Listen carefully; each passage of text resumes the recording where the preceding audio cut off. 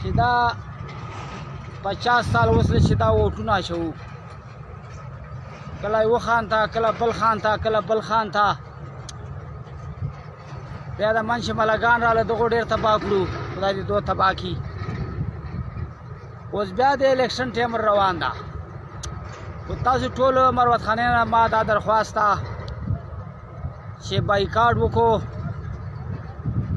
بالکل به ووټ اچوو نه. که خان ته وویله چې زه ټوبیل درته کوم، ته چې پل درته وکړې بیا مو تا پل نه ده په چار سیخ جا.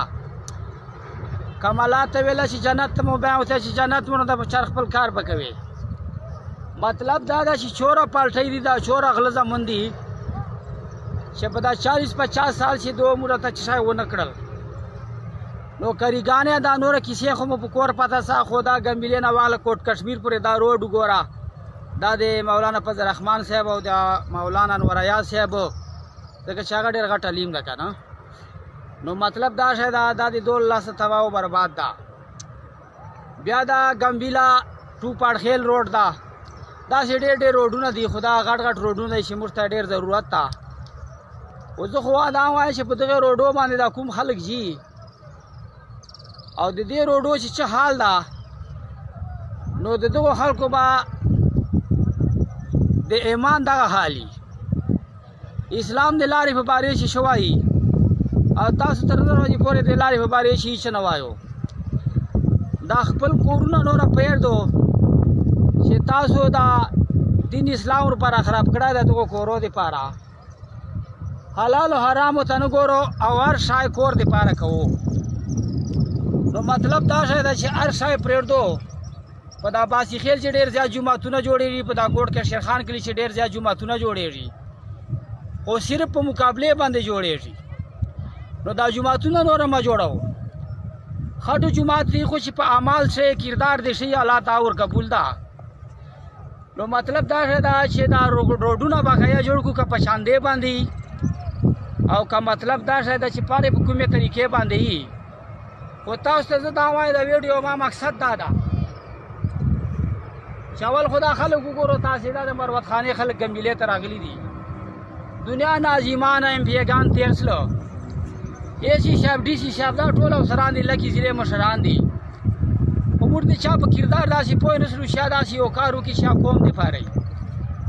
دا ټول خلک په دې ګړنګو چې ولاړ دي، دې باوجود مطلب دا شی ده نه د کیل ګراونډ شته، نه څه شی شته، نه نوکریګانې شته. په خپله باندې تباه او ازادهیي خوشحالهیي یې. نو کوم نه زه دا درخواست کوم چې هېڅ چا نه دا مطالبه نه کوي چې ما ته پریشر پمپ وکړو، ما ته دا وکړو، ما ته وکړو. صرف دا خبره دې ورته وکړي چې ما بایکاټ ده او ډېر ووټ نه ما پوخ طلاق کړی ده. قرآن مې کړی چې زه به بیا په مروت خانې شاته ووټ نه کوم، ځکه چې 40-50 سال دا موږ پلارو نیکارو موږ ټولو دغو خلکو ته ووټ ورکړو او موږ دپاره هېڅ نه وکړو. دا 3-4 کاله مخکې به د باسی خیل چې دغه واړه ممبران جوړ سلل چې موږ به دا ټولو قومو چې پاس کړل، خو مطلب چې موږ ته څه اندازه نه ولګېدله. دا ایم پی اے صاحب دا 10 سال یې تېر کړی او مطلب د دې څلورو نو کار نه وکړو. دومره خو چېرې چې نه چې سړی چې پښتو راشي، لا چېرې چې خدای نه وډار شي، خو نه باندې پوښتنې ورسته نه لاندې پوښتنې ورسته. دا خلک وایي چې موږ ووټ ملا ته ورکوو، نور ته کار ده، دا یې پوه شه کار یې پوه شه. تاسې دا کار ډېر غلط کوو، دا فیصله ډېره غلطه کوو. ما ته پته ده زه دې علاقې روغ انشلې ونای نه چې 10,000 خبره راشي بیا قرآن نه منو. ایمان مو دوره ده، نوره ووټ ملا ته ورکوو. ملا ښه کردار ده، زه صرف په دې سره وضاحت کوم چې ما دې د کردار نه ولیده.